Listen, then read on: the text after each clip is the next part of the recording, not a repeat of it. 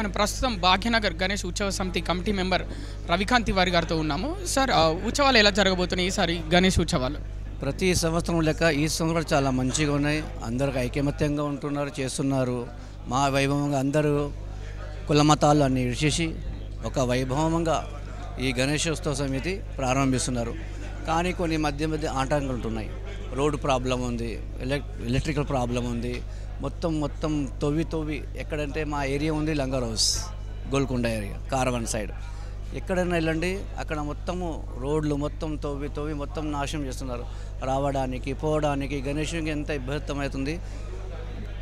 GHMC యాప్లో కూడా వేసినాము, కానీ వారు ఎవ్వరు పట్టించుకుంటలేరు.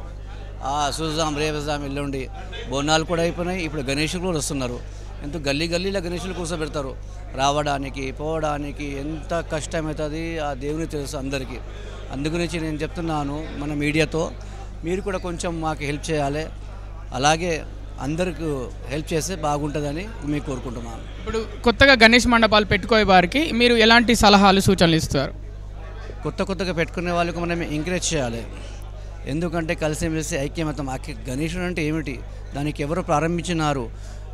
బాల్ గంగాధర్ తిలక్ ఏముంది, ఆయన ఏమేముంది, ఆయనది ఎందుకు ఉంది? ఐక్యమత్యంగా ఉండాలని, మనం కలిసిమెలిసి ఉండాలని ప్రతి ఒక్కరికి మనం ఇది చెప్పాలి సార్. ఇదే మనకు బాగుంటుంది.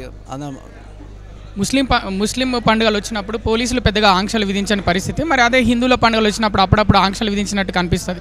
దీనిపైన ఏమంటారు? నేను మొన్ననే కావడి యాత్ర తీసిన సోమవారం మహావైభవముగా. అన్ని యూపీ బీహార్ వాళ్ళు అందరూ మా దగ్గర ఉన్నారు. కమస్కమ్ దాని వీడియో కూడా మా దగ్గర ఉంది. ఒక 200-250 మెంబర్స్ లేడీస్ ఉన్నారు, ఓన్లీ 50 మెంబర్స్ ఏమో జెంట్స్ ఉన్నారు. కానీ పోలీసు వాళ్ళు ఏం చేయలేదు సార్. మా జెంట్స్ ఎంత ఉన్నారు కదా, వాళ్ళే లంగరోజ్ నుంచి మట్లేశ్వరధామ్ నార్సింగ్ లోపల నుంచి ఒక ఊరు ఉంది, అక్కడ స్వామి విగ్రహం ఉంది, లింగం ఉంది. అక్కడ పోయి మేము పూజ చేస్తాము అక్కడ. కానీ వీళ్ళెవ్వరికి పట్టింపు సార్. ఖాళీ వస్తున్నారు, పేరుకు ఫోటో తీసుకుంటున్నారు, వీడియో తీసుకుంటున్నారు.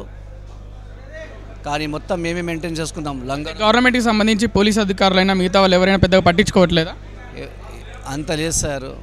మీట లోపల అట్లా ఉన్న పని ఇంకా ఏం చేస్తారు దానికి. చాలా మేము పర్మిషన్ తీసుకున్నా కానీ మాకు ఏం లేదు. ఎందుకంటే మేమే చూసుకోవాలి.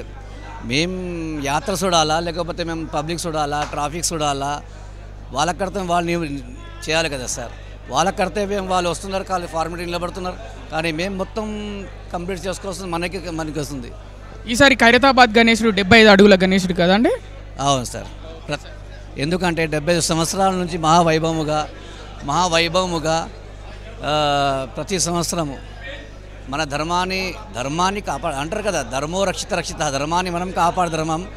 అది దీనికి ఏం కాంపిటీషన్ లేదు. కొంతమంది ఏం పిక్చర్లోకి అర్థం చేసుకుంటారు, ఈ కాంపిటీషన్ ఎంత పెద్ద. కానీ అది కాదు, ధర్మానికి మనం నిలబడాలి. అది గురించి మీడియాతో నేను ఇది చేస్తున్నాను, చేతులెత్తి దండం పెడుతున్నాను. ఈ మెసేజ్ మొత్తం జిహెచ్ఎంసీ వరకు వెళ్ళాలి సార్. మన గవర్నమెంట్ వరకు కూడా వెళ్ళాలి. మన రేవంత్ రెడ్డి గారు సీఎం వరకు కూడా వెళ్ళాలి ఈ మెసేజ్. రోడ్స్కి ఇట్లా బాగాలేవు ఏం లేదు సార్. ఎందుకంటే ఎన్ని యాప్లు వేసినా, దాంట్లో ఫొటోస్ వేసినా, వీడియోస్ వేసినా, కరెంట్ ఫస్ట్ గల్లీలో కరెంట్ సార్. కరెంటుతో సహా రోడ్డుతో సహా మొత్తం ఖరాబ్ ఉన్నాయి సార్, అన్ని A to Z.